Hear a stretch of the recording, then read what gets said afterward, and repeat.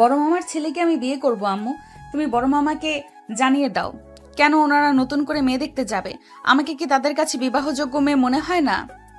অনুর কথায় হকচকিয়ে গেলেন অনামিকা আক্তার। অনু হলো তার ছোট মেয়ে।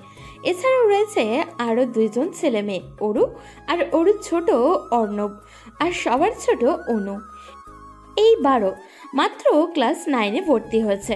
আর তার বড় ভাইয়ের ছেলে পড়াশোনা শেষ করে বাবার কোম্পানিতে ব্যবসায় হাত দিয়েছে। অরুর মুখে এইরকম কথা শুনলেন তিনি কিছুটা ভাবতেন তার ভাইয়ের ছেলে সবগুলোই মাশাআল্লাহ। তার মাঝে বড় ভাইয়ের বড় ছেলেটা তো বড়দের এত এত সম্মান করে, ও কথা মেনে চলে, আদব কায়দা সব দিক থেকেই মাশাআল্লাহ। আচ্ছা, অরুর সাথে যদি বিয়েটা হয় কেমন হবে? এবার কি বাবা মায়ের সাথে এ নিয়ে অনামিকা কথা বলবে? ওনারা নাতি নাতনির বিয়ে নিয়ে না হয় ভাইয়ের সাথে আলোচনা করবেন। অনামিকা অনুর দিকে তাকিয়ে বললেন, এইসব কি ধরনের কথা? তুই যাবি? বই নিয়ে তো কখনোই বুঝতে দেখি না। এক্ষুনি যা, গিয়ে আপুর কাছে বই নিয়ে বস। বড় বোনের বিয়ের কথা নিয়ে আর তোর বিয়ে?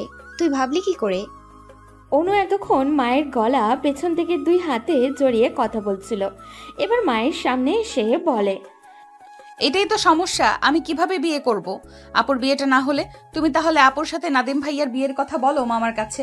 বড় মামি কত আদর করেন আমাদেরকে।